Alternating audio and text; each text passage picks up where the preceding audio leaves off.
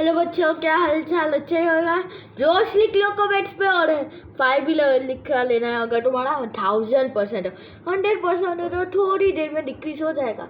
और जो तुम्हारा जोश है वो पूरे लेक्चर में मेंटेन होना चाहिए। तो जैसे हम शुरू करने वाले हैं हमारा न्यू टॉपिक माइटोकॉन्ड्रिया।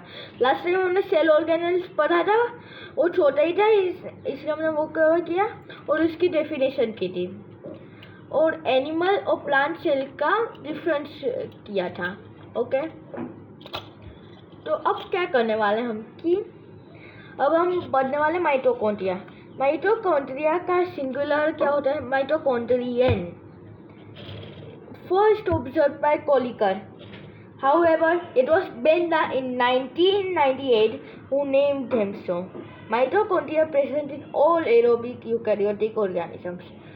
बेंडा ने बाद में उसको नाम दिया था, उसको बोला कि mitochondria present in all aerobic eukaryotic organisms.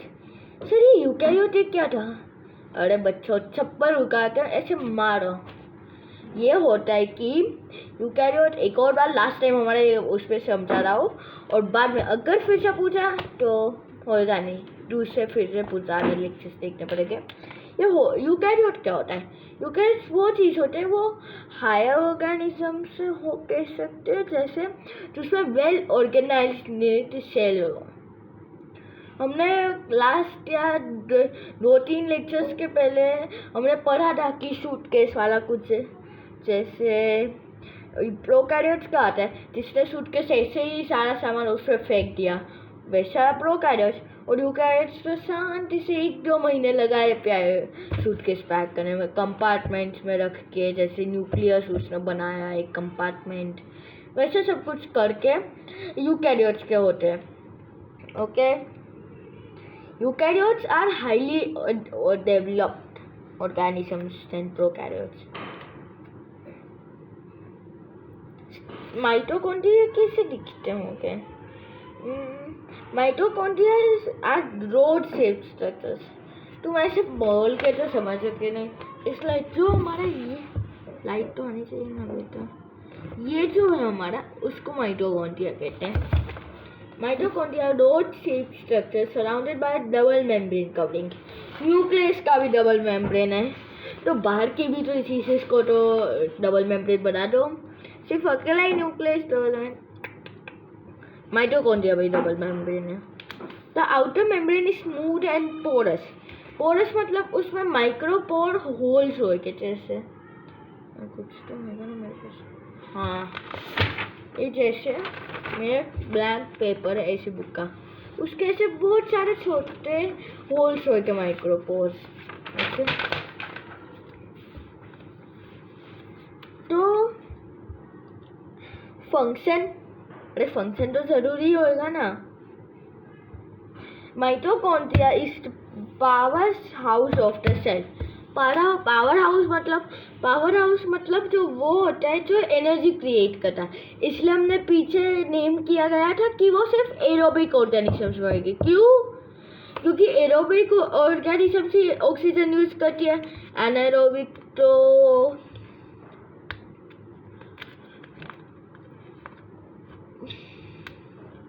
Step बता सकता हूँ पर अच्छे से पढ़ा नहीं सकता।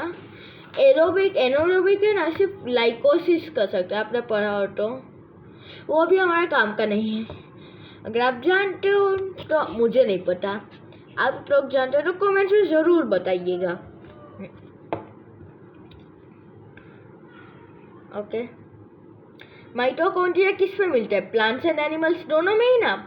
हमने लास्ट लेक्चर में पढ़ा था कि दोनों में क्या होते हैं। एनिमल्स में वो क्या नहीं होता, पैरोक्सिजोम्स नहीं होते और सेंट्रियोल होते हैं, और मतलब पैरोक्सिजोम्स और सेंट्रियोल दोनों होते हैं, जो प्लांट्स के पास नहीं होते। और एनिमल्स के पास जो नहीं होते वो प्लांट्स के पास होते, वो है वैक्यूल्स और plastids.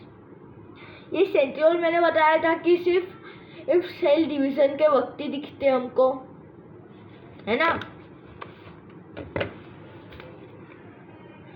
Mitochondria also known as a power house of the cell, वो तो बोल दिया मैंने। The cells use this energy for performance of cellular functions. तो हमारे काम के लिए तो एनर्जी चाहिए. अगर हमारे पास एनर्जी नहीं तो क्या कर सकते? मैं बोल नहीं सकता, रह नहीं सकते, जी नहीं पाऊंगा. सिंपल है.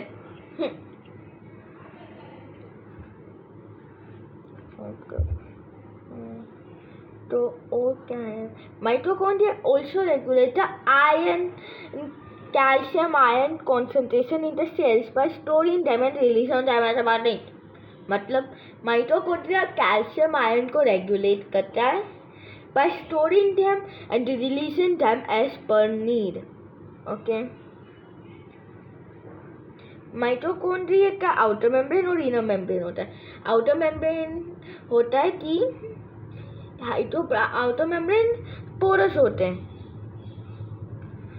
इनर मेम्ब्रेन जो होते हैं ना, वो ऐसे अपने शायद देखे भी होगे, हमारे इंटेस्टाइन में विलाई होते हैं. वो फिंगर लाइक प्रोजेक्शंस भी कह सकते हैं.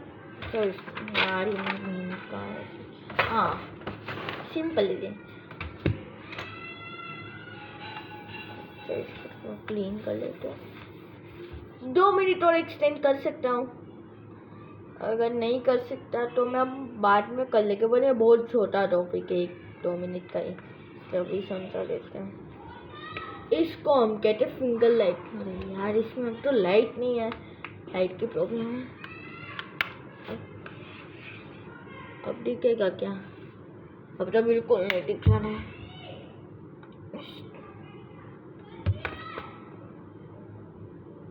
देख पा रहे हैं ना, ऐसा फिंगर लाइक प्रोजेक्शंस करते हैं वो लोग. Called cristae, CRISTAE. The cristae provide an increased surface area for more efficient metabolic activities to take place. The mitochondria contains enzymes which catalyze the biochemical reactions involved in respiration. तो mitochondria को कोई DNA की जरूरत नहीं है nucleus से. वो खुद अपना डीएनए रखती है, वो इंडिपेंडेंट है. तो मैं तुमको माइटोकॉन्ड्रिया बुलाओ ना, ठीक है? ओके. और यार मैं स्टार्टिंग में एक चीज़ ऐड करना चाहता था कि ये लास्ट का मैंने जो बोला है वो इम्पोर्टेंट था स्टार्टिंग से, इसलिए आप ज़रूर एंड तक देखिएगा. जिसको भी मेरे देखने हो ना, तो वो एंड तक देखिएगा. ओके. अब क्रिस्टे जंक्शन देख सकते हो इसमें डायग्राम में. ये जो फिंगर लाइक दिख रहा है ना, इसको कहते हैं क्रिस्टेन. चलो, तो अब अभी तक ठीक है. अब मिलते हैं नेक्स्ट वीडियो में एक और मज़ेदार टॉपिक के साथ, एंडोप्लाज्मिक रेटिकुलम. ये थोड़ा लंबा है, इसलिए 2 वीडियो से हम कर लेंगे. चलो बाय, मिलते हैं नेक्स्ट वीडियो में.